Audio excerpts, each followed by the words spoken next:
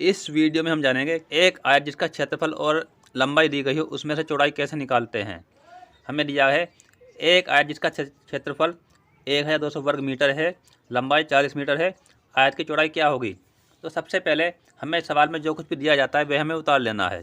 तो जैसे इसमें दिया गया है आयत का क्षेत्रफल और आयत की लंबाई, तो हम पहले वह दोनों लिख लेते हैं। हमने लिख लिया है आयत का क्षेत्रफल जो हमें दिया गया 1200 वर्ग मीटर और आयत की लंबाई जो हमें दी गई 40 मीटर। अब हमें निकालनी है आयत की चौड़ाई, तो हम लिख लेंगे आयत की चौड़ाई।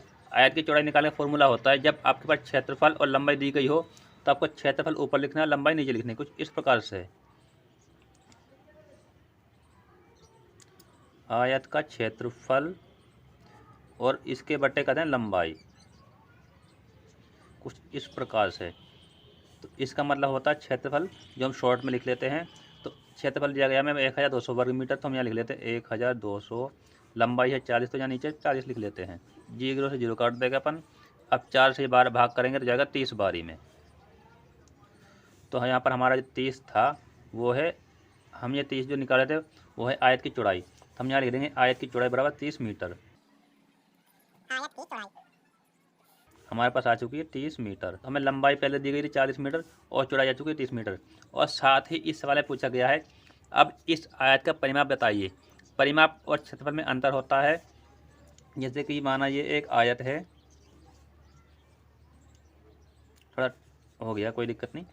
तो परिमाप का मतलब होता है इसकी इन चारों भुजाओं की लंबाइयों का योग, और क्षेत्रफल का मतलब होता है इसके अंदर की पूरी जगह जो इसने ढक रखी है, यह होता है क्षेत्रफल। तो हमें इसका पूरा क्षेत्रफल दिया गया था, हमने अब इसकी लंबाई और चौड़ाई निकाल ली है। ये है 40 और ये है 30 मीटर। ठीक है, अब हमें निकालना है इसका परिमाप। तो परिमाप निकालने का जो फॉर्मूला होता है वो हम यहाँ प्रयोग करने वाले हैं। तो यहाँ लिखा हुआ है आयत की चौड़ाई दी गई है, यहाँ हम इसकी लंबाई और लिख लेते हैं साथ में ताकि करने में दिक्कत ना हो। लंबाई है 40 मीटर। आयत का परिमाप इसका फॉर्मूला होता है 2 बाहर रखना है, गुना का निशान, कोष्टक यानी ब्रैकेट के अंदर लंबाई और चौड़ाई को जोड़ देना है, यानी कि लंबाई जमा चौड़ाई कर देंगे। तो फॉर्मूले के अनुसार 2 का 2 रख देंगे, गुना गुना कर देंगे, लंबाई की जगह लंबाई लिख देंगे जो दी 40 मीटर। तो 40, चौड़ाई हमारा था 30, तो 30 लिख देंगे चौड़ाई की जगह पर। अब इसे 2 बाहर गुना कर लेंगे, पहले इन दोनों को जोड़ लेंगे तो होता है 70। 40 से 30 70 होता है। जैसे जुड़ेगा तो कोष्टक हट जाएगा। अब इसे इससे गुना कर देंगे तो होता है 2 का 0 से करेंगे तो 0 आएगा। 2 7 14, 140 मीटर।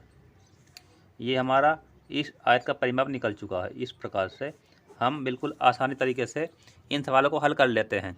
बस आपको फॉर्मूले का सही प्रयोग करना है। साथ में आप एक बात और देख लीजिए, अगर आपके सवाल में लंबाई की जगह चौड़ाई दी गई हो तब आपको लंबाई निकालने का फॉर्मूला जो प्रयोग करना है वो आयत का क्षेत्रफल बटे आपको चौड़ाई कर देनी है। कुछ इस प्रकार से यहाँ फॉर्मूला हम लिख देते हैं, आयत की चौड़ाई।